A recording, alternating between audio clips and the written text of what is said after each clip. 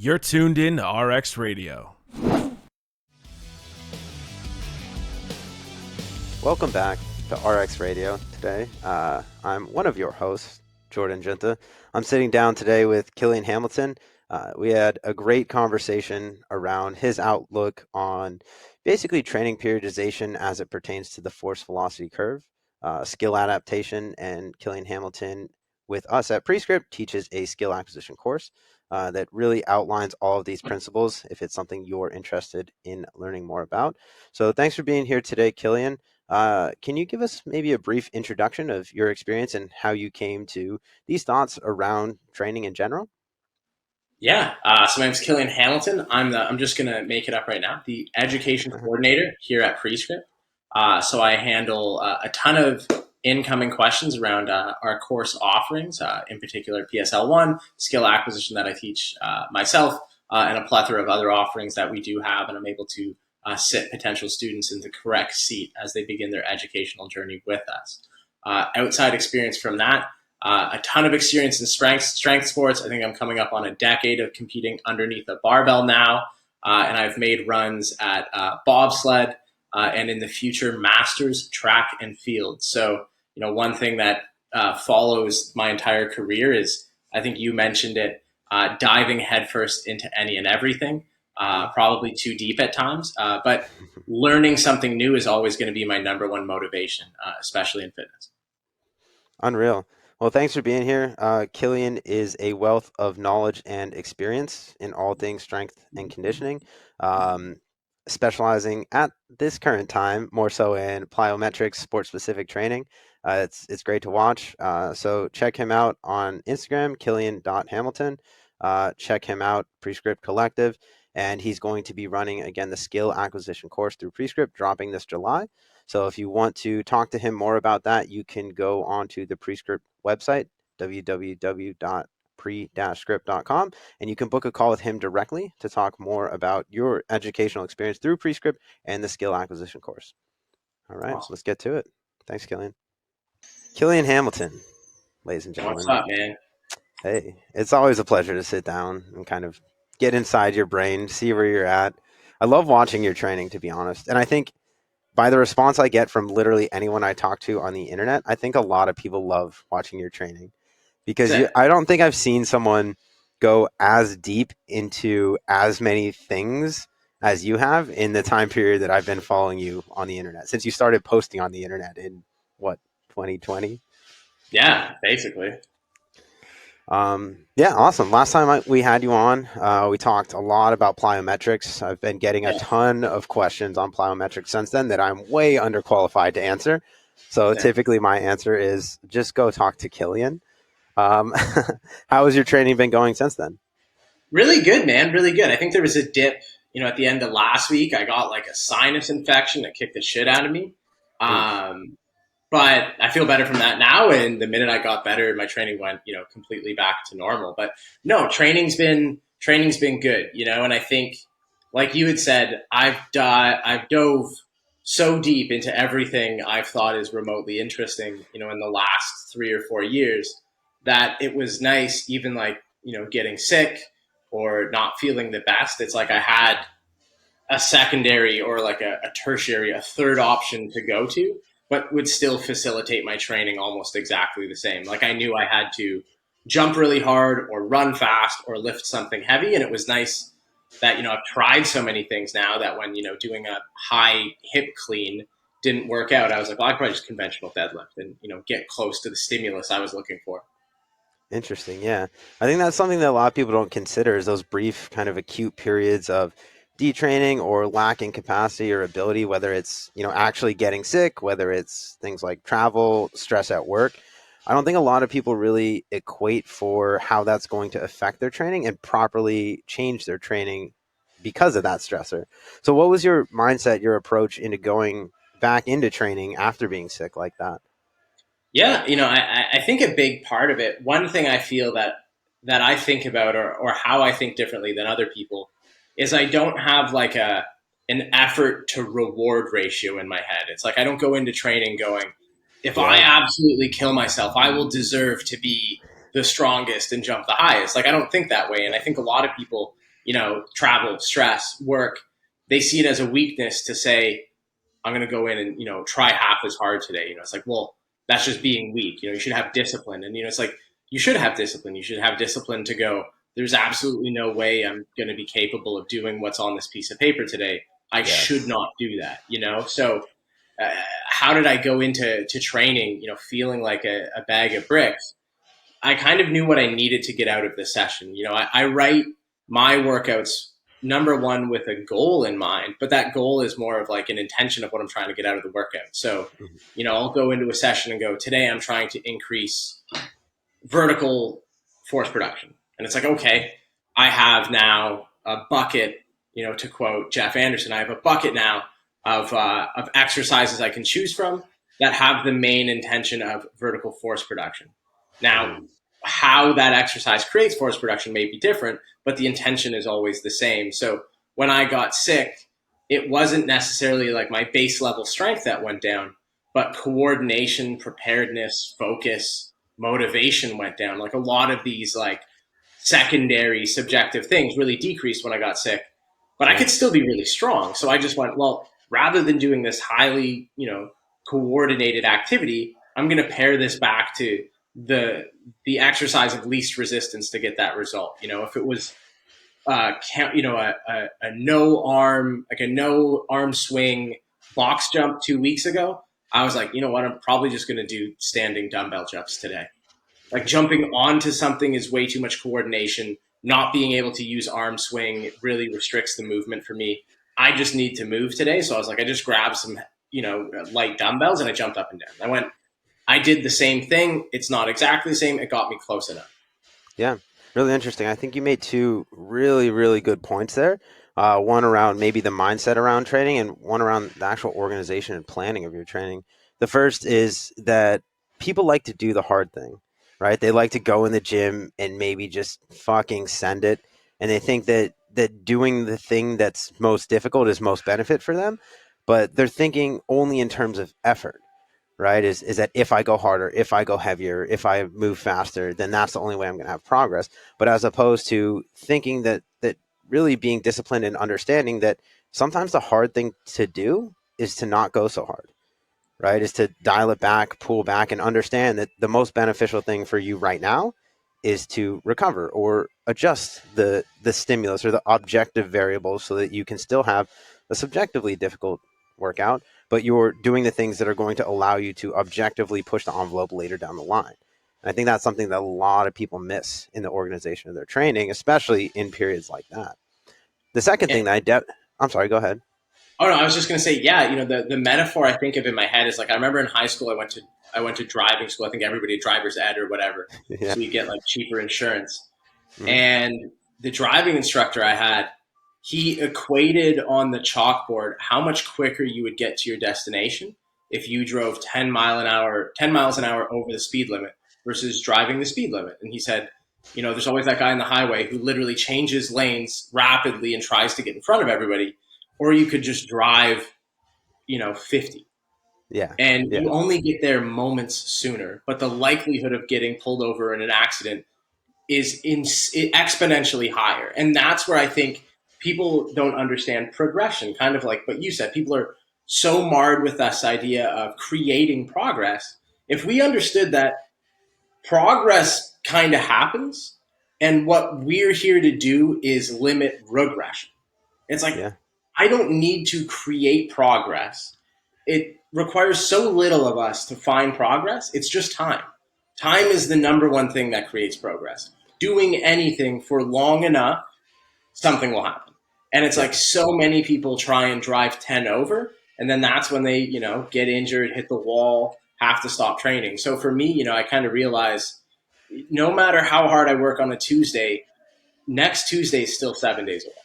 Yeah, that's such a good analogy, the driving analogy, because Yeah. a lot of people they just end up getting pulled over or Yeah. getting into a car crash, getting an injury, things like that that force them to pull back, and that's actually going to set them back in the big picture more than it would have if they just pulled back day to day and they were able to continually have incremental progress over a longer period of time. So I think Yeah. that's a really good analogy. Um, the second thing I want to bring up with that is the intention based programming, right? You said like if it's vertical force production, it may not be a vertical jump, or it may not be a hip clean on a specific day. Maybe it's a trap bar deadlift, or the modifications that you made. And I think that's something that a lot of people have a hard time understanding, is plotting intention maybe on a given day versus throughout the week versus in kind of the macro view of their training, whatever that might look like. So my next question for you is what's your approach to plotting intention kind of in all those ways? Yeah, so I think the number one thing I look at, and one thing I try to remind everyone I work with as well about is, I use a simplistic approach to it, but I kind of say like bar speed dictates everything. Love it. No matter what we're programming, it comes down to a relative bar speed that we're looking for, right? In weightlifting, there's going to be a certain point where the bar is just moving way too slow for you to actually be able to accomplish what you're trying to accomplish, right? You can't Yeah. tempo, an actual load heavy enough in a snatch for it to matter, right? Great Right. positional drill, but we're not building strength if it ends up moving that slow. So when I look at all of the exercises I do, whether or not they're strength or power or speed exercises, I still look at them in terms of the force velocity curve. I go, how fast do I really need to be moving? And when I move that speed, what is the result that I get out of it? Hmm. And then that's how I start to set the intention for my training. I go, am I looking for maximal strength? Then I simply need to do any exercise that inevitably slows my velocity down to the point where I'm creating maximal levels of strength. If I'm trying to create speed, I need to find a movement on that given day that I can move at that speed, at that velocity to create that adaptation. It's one of the more objective measures we have for results in training is where we land on a force velocity curve. And I think it's one of the first places for trainers to look to go, okay, I can see right away from this chart relatively what the result for this client's going to be from this exercise. And that might be a good thing and it might be a bad thing. You might do an exercise and then check it against this curve and go, in 8 weeks, I'm going to not get the adaptation I'm looking for. Right. Right. I think that's a really valuable way to be able to look at this stuff. And I guess my question for you, because I have an opinion on this also, is that bar speed it's this emerging trend, I guess, of Mm-hmm. I don't think it's an emerging trend. Like force velocity curve is something that's well established, well studied, but the trend is more so around measuring this in terms of training. And Yeah. I've gone back and forth, and I think I've kind of leveled out somewhere in the middle. I think I have a pretty level-headed opinion on it. But when you say bar speed, how do you measure that, and what are you looking for depending on the phase of training or the adaptation that you're trying to make? Yeah, so I think there's a lot in the like you're mentioning the objective velocity measurement area, like people that use VBT training and they have all these different objective measures of velocity and obviously that's going to be the most accurate measure of velocity itself, but I think to truly understand how that affects the given athlete, we need to know a lot about the velocity, the actual exercise, the relativity of that exercise they're doing to the competition exercise, but also the athlete. We need to know a lot about them, their height, their weight, possibly their gender, possibly proportions like longer legs, shorter torso, equal legs, equal torso, equal arms. There's a lot of variables that I think go into how that velocity is not only tracked, but also how it looks. If we look at a 200-pound, 5'11" person running 18 miles an hour, they look way different than a 5'1", 115-pound person running 18 miles an hour. Right? A Right. big person moving through space looks slower, kind of like a pickup truck versus a sports car. Driving at the same speed, a small car looks like it's going that much faster, feels like it's going that much faster as well. You take a smart car to 100, feels way different than taking a pickup truck to 100.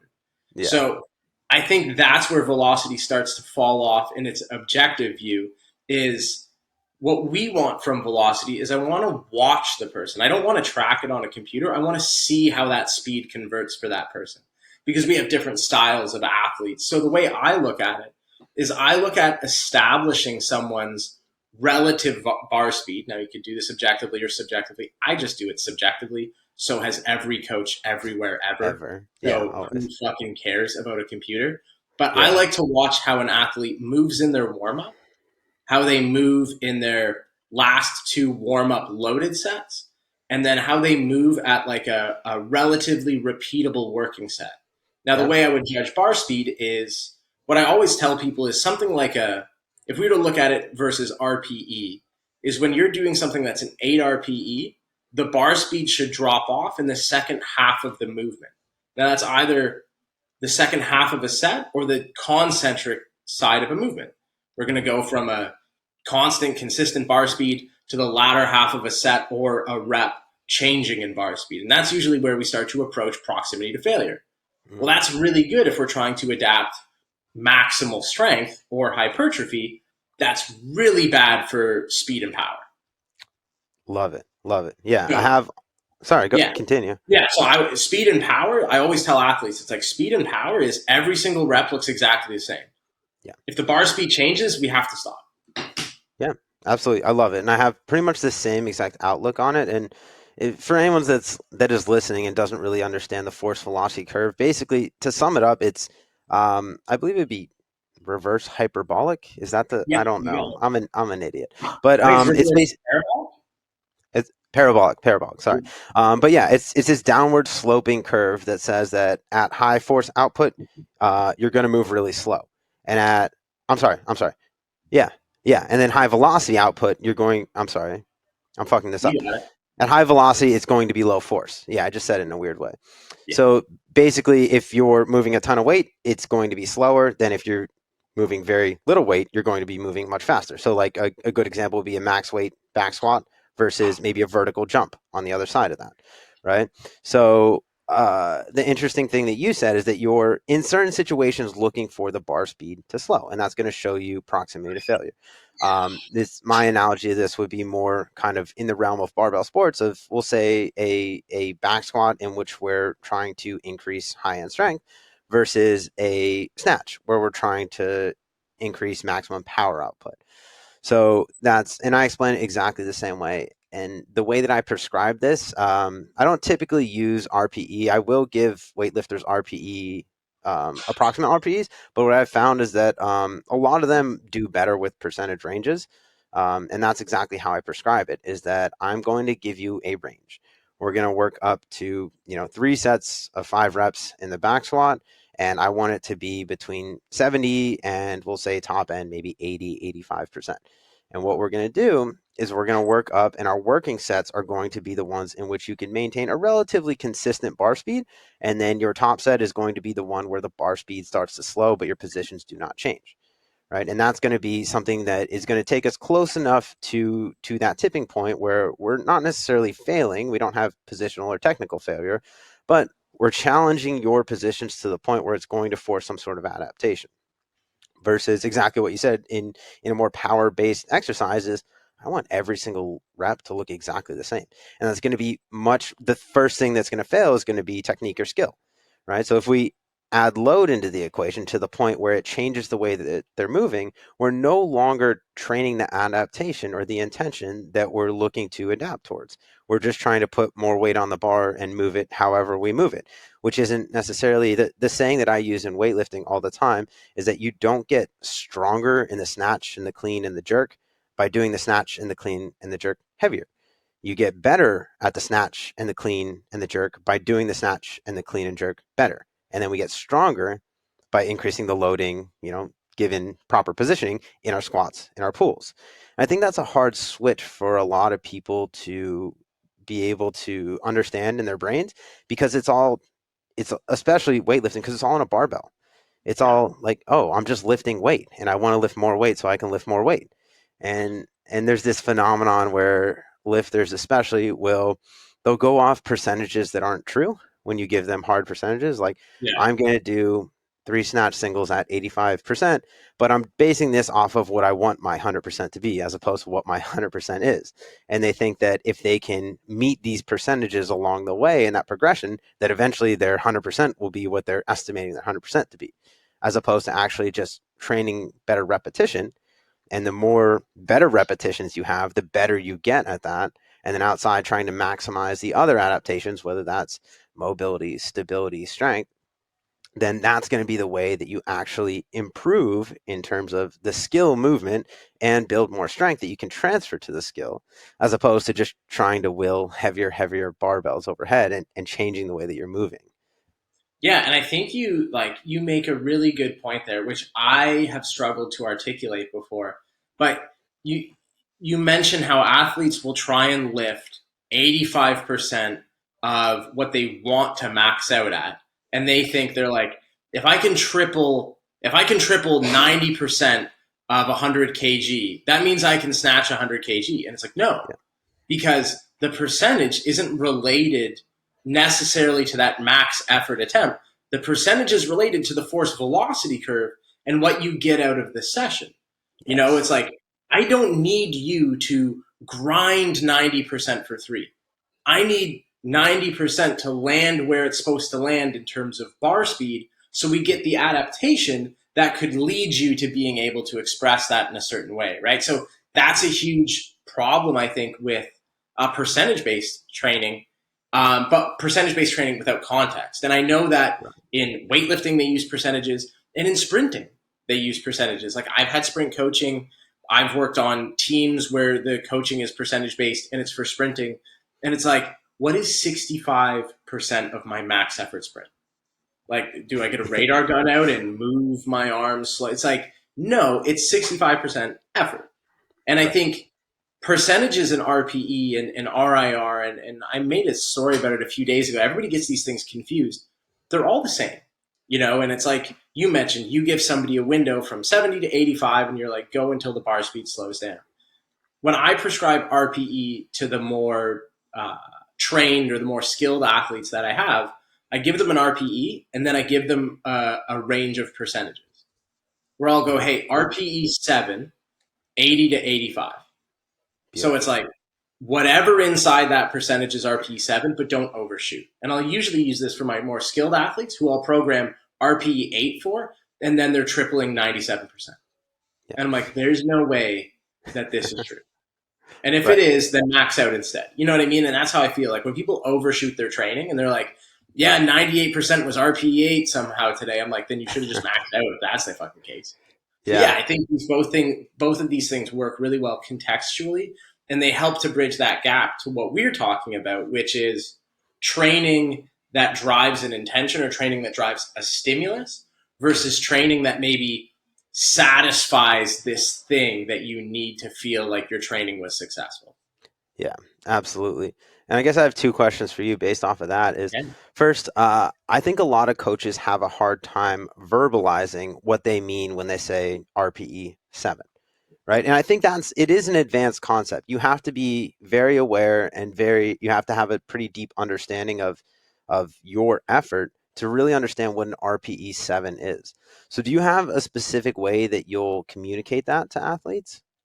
Yeah, I think I'll just be completely honest. I think I'm still working as a coach at how to communicate this to people. Because I think one of the arguments is like, athletes need to really know how they feel and know how they perform. And then my argument sometimes is like, people or athletes just need to be more mature.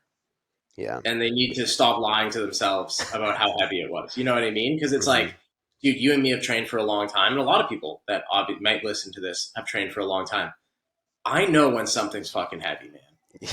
Like, you unrack it and you're like, this is not what it's supposed to be. This is really heavy today, So, but I think, the way I've always explained RPE, I start at 7. I don't talk about RPE 6. I think RPE is really 7, 8, and 9. RPE 10 is going to be very obvious. Anything below RPE 7 is where I would start to use reps in reserve. Okay. Or I would literally just say something like, just pick something easy.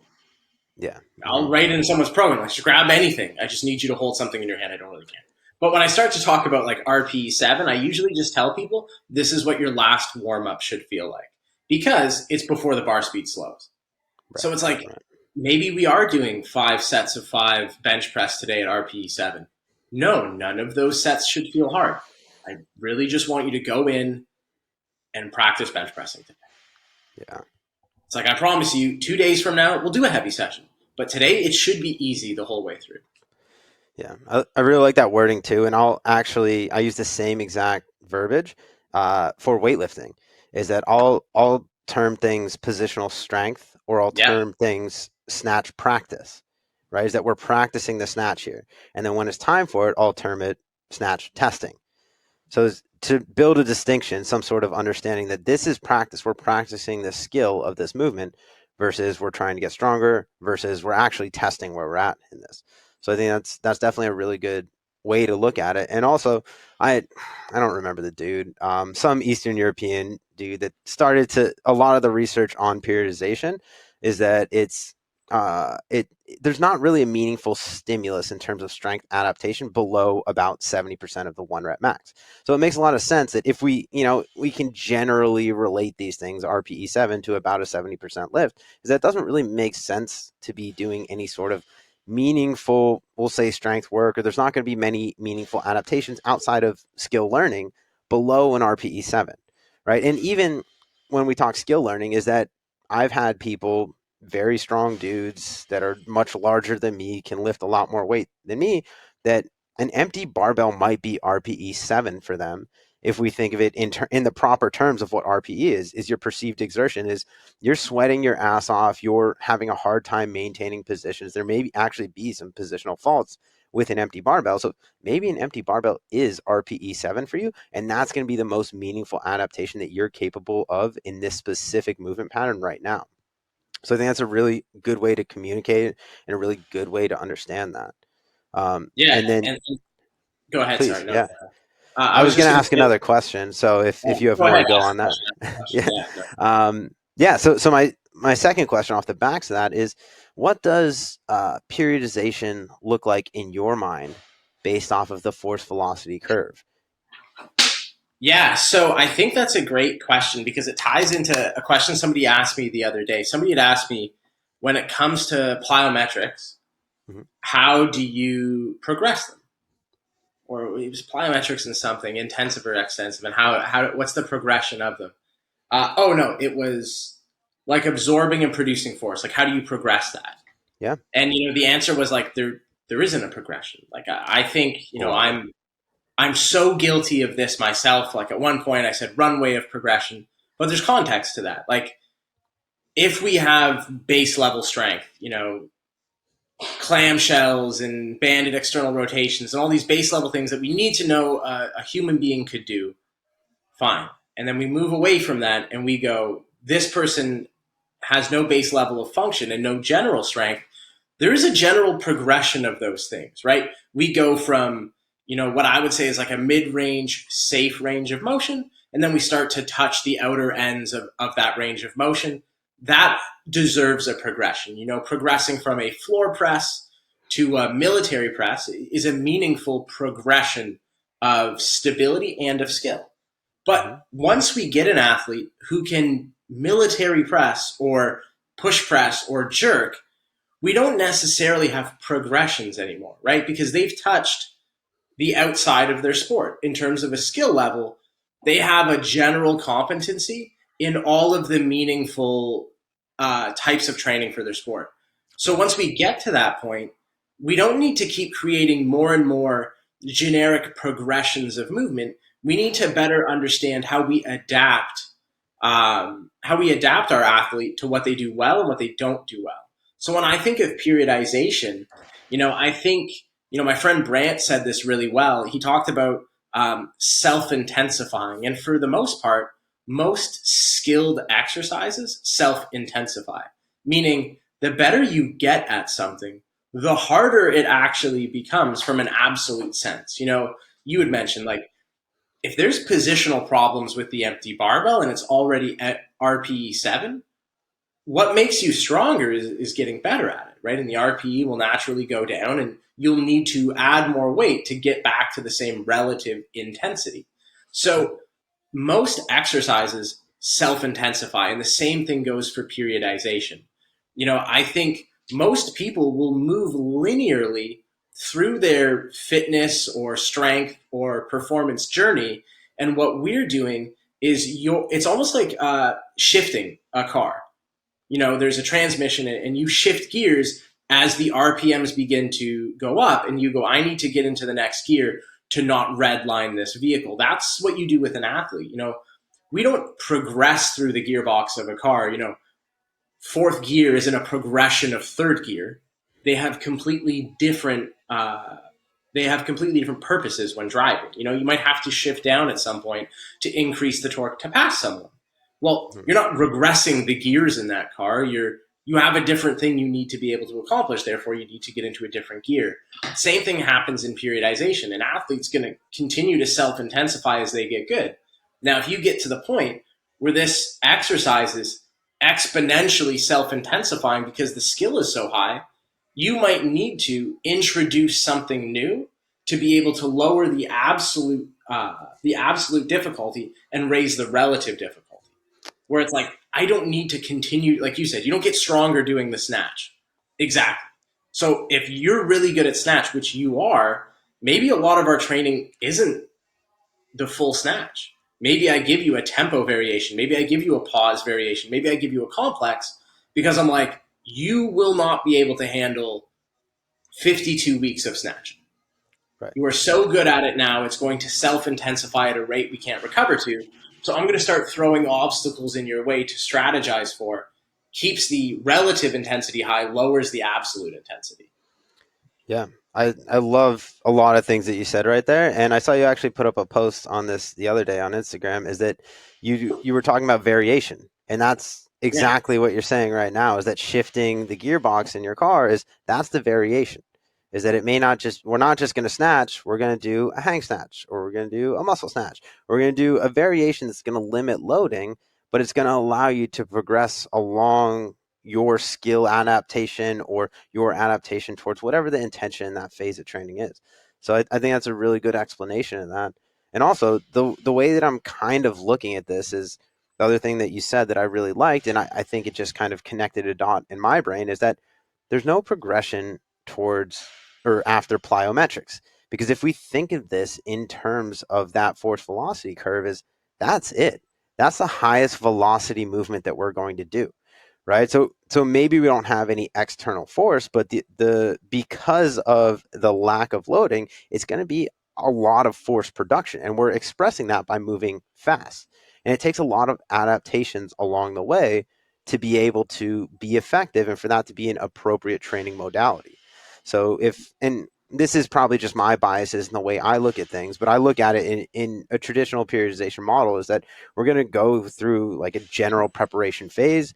We're probably going to move into something that looks more like hypertrophy training. And then from there, we're going to pass off to more strength training, and that will blur the lines into power.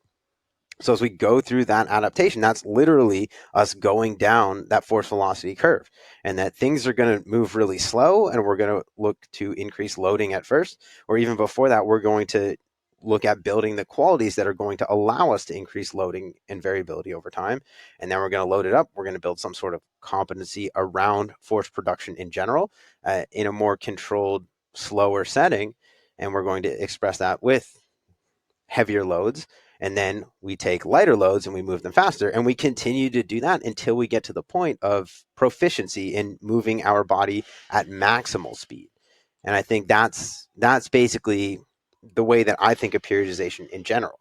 And the thing in my mind, it's funny. I'm connecting a lot of dots in my own brain here, and I'm literally doing it as I'm speaking. But it's as we look at people that train in specific ways, this is where we can almost identify the faults or the failure points of their training. Right? As someone that's stuck in, you and I have both worked with a lot of people that are like bodybuilders, or their only training modality is hypertrophy training. Is they maybe go through the preparation to be able to be effective in hypertrophy training, but it has to progress in this way for them to be able to express that force quickly. So they're never going to get to the point that plyometric is an effective training modality unless they start to continue to make these adaptations down that force velocity curve towards being able to express these tissue qualities or these physiological qualities in terms of coordination, in terms of power output, that are going to lend to them moving faster.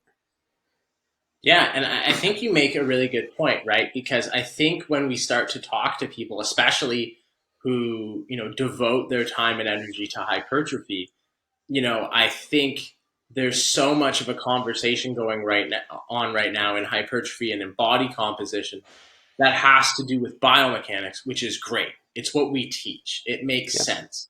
Lines of pull and muscle lengths, and these things are all important. But I think there becomes a missing link when we move from understanding the human body and how we can optimize the human body for hypertrophy, but then we have to associate the human body back to a task, which is lifting weights. And it's not always going to be biomechanics, right? It is going to be physics at some point. It's not just physics, it's physics and biomechanics. But we look at strength and power and the things you and I like, and most of the people just talk about physics. Mm-hmm. They go like, this is a 4-point start, and they show you a 2D image, right? This is a snatch from the side, and they show you a 2D image. And our argument, especially like at Prescript, you, I, Shao, and everyone else is like, well, no, this is like 3-dimensional. You know, we can't look at snatching and barbell squatting and sprinting in a 2D picture. Then we go to bodybuilding, and it's great now because everybody in bodybuilding is like, no, the body matters, and here's how we function. But then they completely ignore physics. And it's like, everyone training for hypertrophy right now is on the force velocity curve at some point in their workout. Yeah. What they don't realize is if the force velocity curve ends at maximal strength 90 to 100%, kind of what you're mentioning, they're living there all of the time. And that's essentially what it is. In hypertrophy, we want a proximity to failure. If we understand that what we are doing is we are training a movement in such a constrained way, or we are using a tempo, or we're using a load that creates a slowing of the exercise in the last third of the movement, and that's where we get like that result that is hypertrophy, we'd understand that it's also on the force velocity curve. It's maximal strength. Hypertrophy is like a really bastardized version of maximal strength training. We see bodybuilders who efficiently utilize the force velocity curve for hypertrophy. They go in and they do 1 to 2 really hard sets where the last 2 reps are so slow that it requires someone else to assist them in doing it. Mm-hmm. That's taken this force velocity curve all the way to the house. And one thing I mentioned in PSL1 this week, we were talking about training variables, and I said for a while, time under tension got really popular in hypertrophy because they were like, the longer the muscle's under the tension, the more work it has to do. Applying excessive tempos to a movement is taking the theoretical optimal portion of a set for hypertrophy, the last 3 reps in which the bar speed slows, and it's applying that slowed bar speed to the entirety of the set. Mm-hmm. Theoretically, you would think, if I can make the whole set move at the same speed as the last 3 reps, this whole set is going to be efficient. Right. The problem is, in order to do that, the actual load is so low, there's not actually any mechanical tension applied. So that's where time under tension is born from. Time under tension is watching the last 2 reps of a hard set and going, what if I did my whole set at this speed? Ignoring the fact that there's a load involved. They ignore the fact there's a load involved because they're not focusing on the fact that at some point this is physics. Right. Yeah, that's a really interesting point. And I'm almost rethinking tempo in my head that if you're going to use it in that context, it might be best it might be more utilizable as a pre-fatigue method, is that we're using something like a tempo to tire someone out so they can reach that point faster.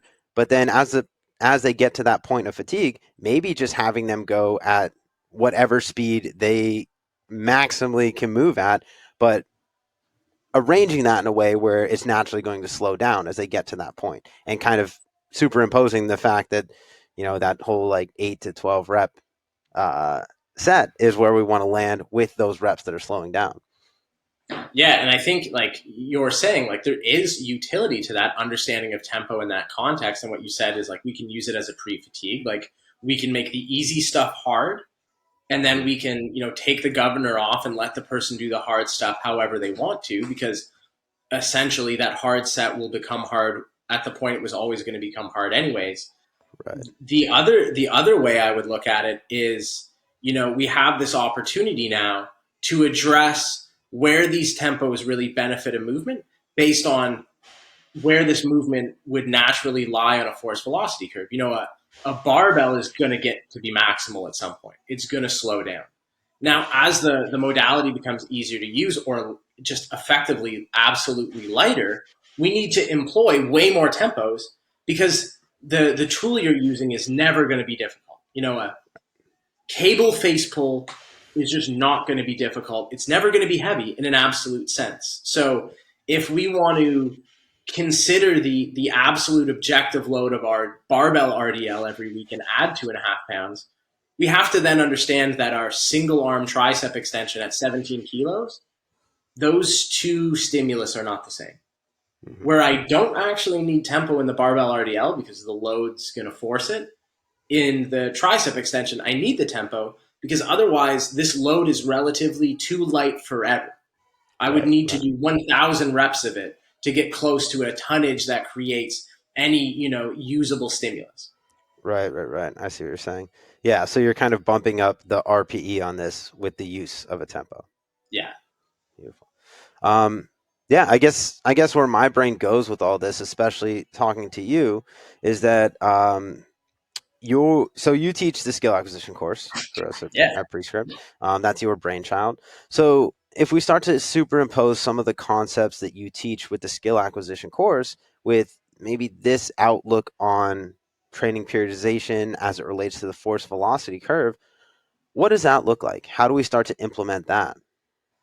Yeah. So I think it's really cool. I was talking about this the other day with somebody, and I said that what I enjoy about teaching and writing and developing the skill acquisition course is the fact that the skill acquisition course is it's a broad stroke concept, right? It's a very conceptual course, and Very that has much. its pros and its cons, but it's a broad stroke conceptual course, meaning somebody who does hypertrophy, a bodybuilder, can walk into the course, and someone who trains track and field athletes can walk into the course, and if they can understand and they can retain the base concepts, they can apply it to either party.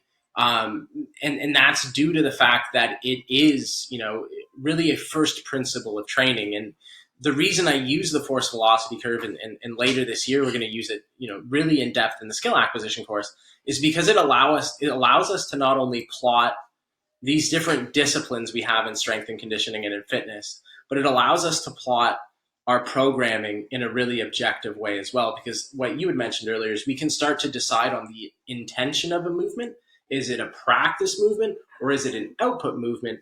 And how do we start to slate those things in? So when we talk about it in skill acquisition, we talk about cognitive movements, associative movements, and autonomous movements. Now, cognitive movements build proprioception. They develop positional strength and awareness.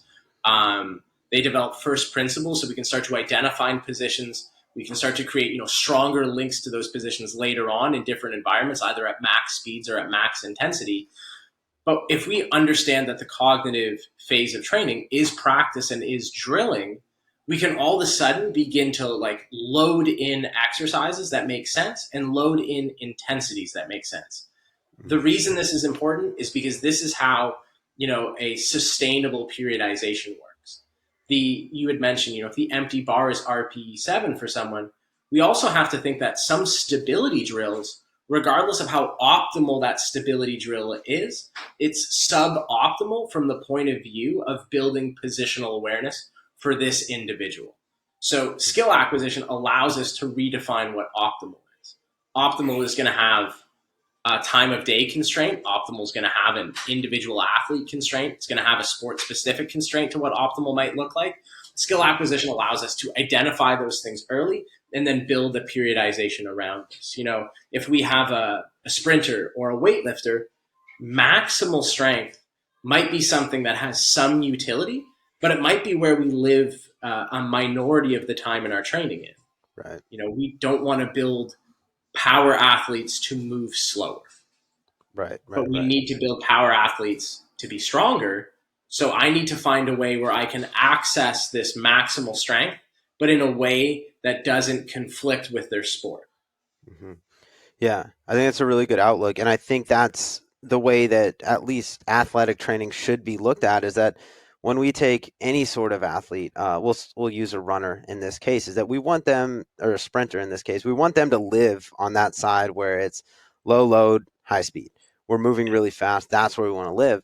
But if we spend all of our time there and we get too specific all year round in their training, then they're not going to have any real potential to continue to progress along that, right? So even though that they're living kind of at that far right portion of the curve, is we need to get them to come up and touch that other side of the curve every now and then. We're not going to live here, and we're not going to train that to the extent that it's going to shift that whole curve up this way, but we want to be able to broaden their skill set in that way so that when we come back down here, they have a greater capacity, whether that's tissue capacity, whether that's, stability, proprioception, however we want to look at that, or however we're training to fill whatever deficits they have.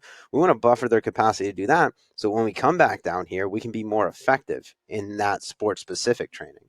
So I think that's a really valuable way to look at it. And I think the skill acquisition model that you offer is really insightful in understanding how these things should be organized in a training session and in a training phase, I guess, or the training life cycle of a client.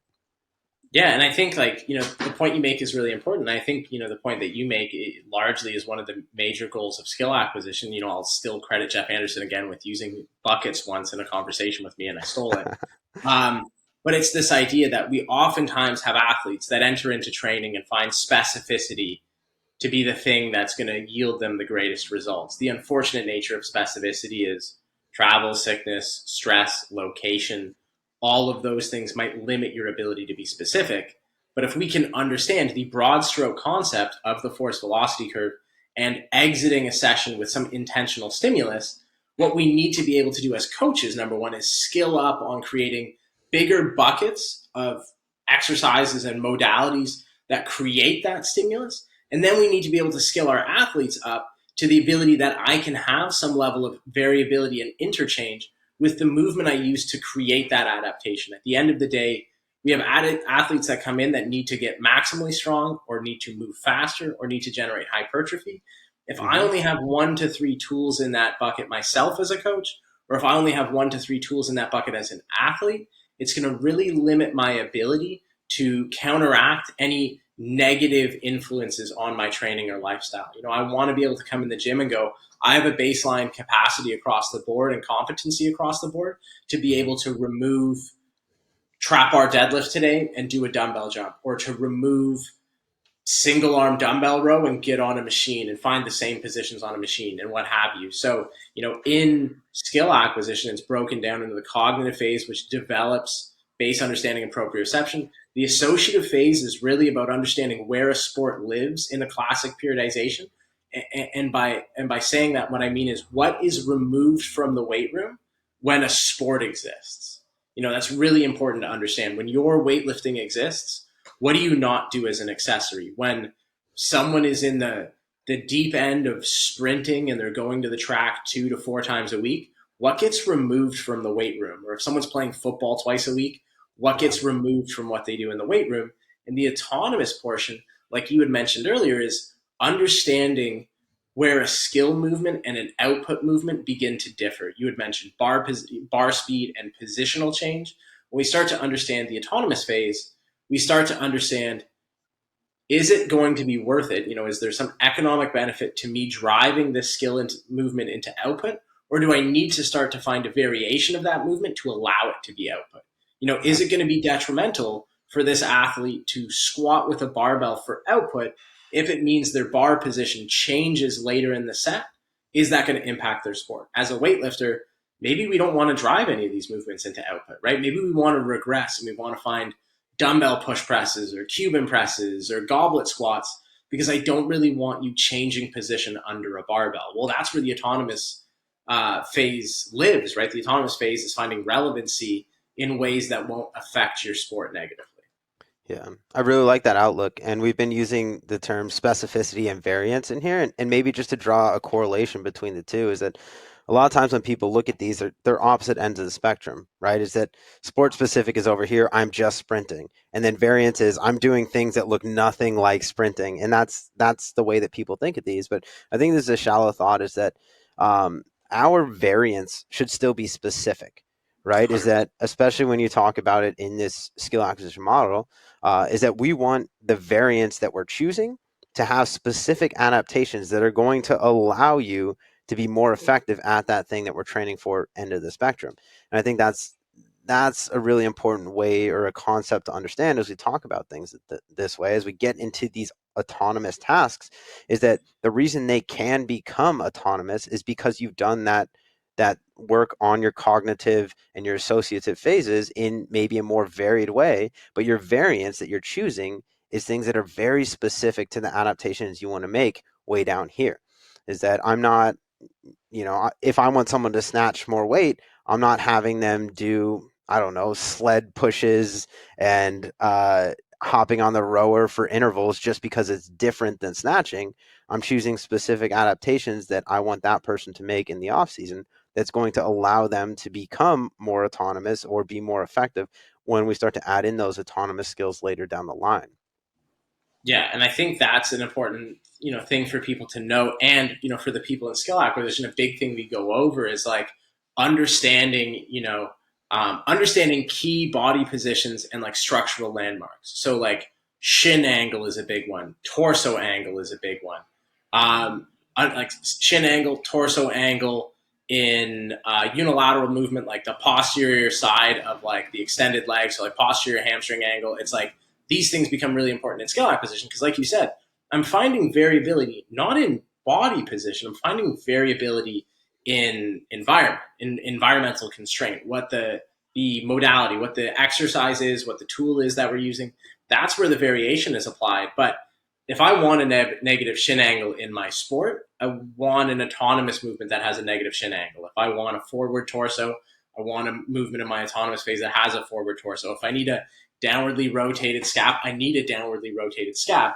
But what I'm doing is I'm finding variation in the environment. That environment either allows the athlete to problem solve less and output more, or Yeah. problem solve more and output less. Yeah, I really like that. And that's an incredibly valuable way to be able to look at movement is what is the movement that we're trying to achieve and what are the qualities that make that up? Where does my torso have to be? Where does my shoulder have to be relative to that in space? And then once we understand that, then we can start to implement things that build a better understanding around that. Understanding is I think of everything in terms of learning, right? Awareness is a word that I use a lot when I'm coaching, even in like a rehab setting. And I think it's almost synonymous with that cognitive phase, right? Is that we're truly learning, we're building awareness of how we need to arrange our body, how we need to be able to resist and produce force. And that's the thing that we want to then associate to these other movement patterns. So I think that's a really valuable way to look at this. And if you can see movement that way, it's like a superpower. It's not that I need to learn sprinting mechanics now. It's like, okay, what's the body doing? What do your joints look like as we do this? What are the demands of the sport based off of body positions? And then once we understand that, then we can start to put a plan into place to increase the capacity to do these things to the demand of the sport. Yeah, exactly. And I think, the nice part about skill acquisition is the first thing I say in the entire course is I'm not going to teach you anything new. I'm going to teach you how to organize what you already know. I'm not there to take apart any of the belief systems that you might have or the training styles that you utilize. I Mhm. think they all have value and merit, especially if it's something that you're proficient in. Where I think most coaches and most of us can improve, again, is the macro organization of training itself, not the micro execution of it. Right. Yeah. Absolutely. And I think that's where a lot of people fall short is that there typically isn't organization. It's kind of coming back to one of the points we made earlier on is that people just want to go in the gym and try hard. And they think that the things right in front of them are going to be the things that you need to progress, whether that's weight on the bar, whether that's trying harder, whether that's lower sprint times. But that I hate that I keep bringing everything back to a periodization model, but that's linear progression is what that is, right? And anyone who's ever done a linear progression knows that you fail fast when you do a Yeah. linear progression. You can only add 5 pounds to the bar for so long before you can't.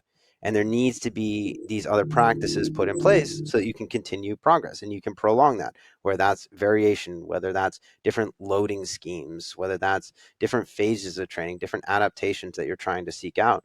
So understanding how to properly organize those things into a training period, I think is probably one of the most overlooked things in training in general, is that people don't have that foresight. They don't put that organization together.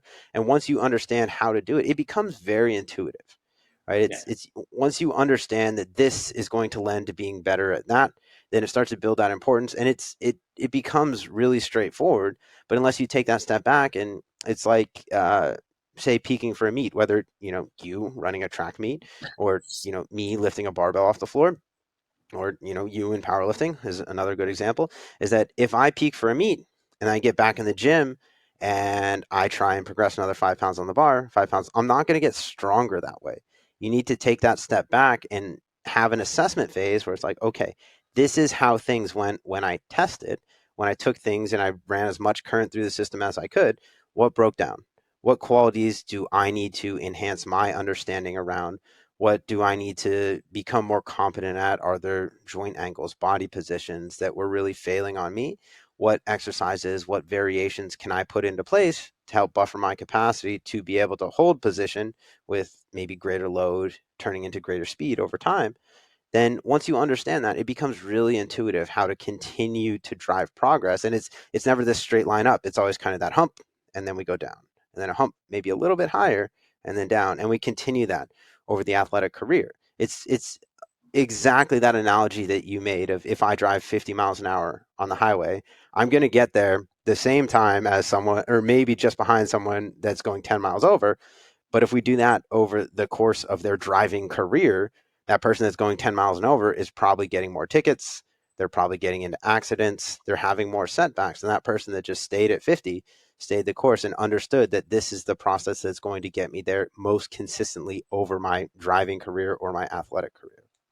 Yeah, and I think to go back to like that same analogy of driving on the highway and like being in a rush or speeding, if like you find yourself every time you're trying to get somewhere that you need to speed, or you need to like constantly change lanes because you feel like you're not going to get there on time, you either need to leave earlier or find a better route to work. And it's like, Yeah. that's essentially kind of what training is, right? It's like, man, if every time you go in the gym, you feel like this is the last session of your life, and if you don't hit the right numbers today, it's over. It's like, reassess your goals, reassess what's happening outside of the gym, maybe reassess your program and find out, is there a better way to achieve what you're trying to achieve? Like, are you trying to do something that, again, is not a skilled movement for you, or are you trying to output on something that's a skill movement and you're never going to get there? And I think that's really important for people to understand. And I hope skill acquisition helps bridge the gap for people, is understanding how to meet their clients or themselves where they're at in terms of, again, a movement that lands them in the right spot on the force velocity curve so they leave with that stimulus. And the funny thing is, like, if we can move on that curve and if we can use that curve, the curve outlines the goals people have. Exercises don't, right? A back squat is a back squat. Nobody wants to go in and achieve a back squat. People want to achieve maximal strength. Well, we can plot that. People want to achieve speed. That's plotted. People want to achieve strength and speed. That's plotted on that graph, right? So we don't need movements to achieve those things. We just simply need to find an exercise that the complexity of the exercise matches the competency of the individual to create the quality of effort we're looking for. And that's a lot of really dumb words to say something really simple, but it's like, find something challenging enough that it pushes the athlete to use a high quality of effort so that we get the result we're looking for, right? It's like, too hard, athlete spends all their energy trying to do it, doesn't do anything. Too easy, athlete overshoots it, it doesn't give us what we want. We just have to bring the competency of the athlete, the complexity of the exercise to the same spot. Those two things will line up on this reverse parabolic curve, and you'll leave with whatever it says. When you leave the gym, you got whatever it says on the fucking graph. Beautiful. Anything else I say is going to diminish this conversation. So thank you so much, Killian. And And one thing to say to anyone listening is that if this is a little bit over your head, if this is something that you don't fully understand, there's people for that. And he's sitting in this call with me. So make sure you seek out Killian Hamilton. He'll be teaching the skill acquisition course through Prescript this July. And then reach out to him for coaching. Where can people find you if they want to get in touch with you, Killian? yeah, so I'm Killian.Hamilton on Instagram. You can hit me up there, or you can email me at khamilton at k2coaching.com or khamilton at pre-script.com for any and all questions surrounding skill acquisition or any other pre-script course. Amazing. Thanks for being here. If you guys want to reach out to Killian, make sure you do that. You can book a call with him through the Prescript website as well. If you have any questions on his course or really any of the courses that we offer through Prescript, he's the guy to answer your questions. All right. Okay. Thanks for being here, Killian. Thanks, man.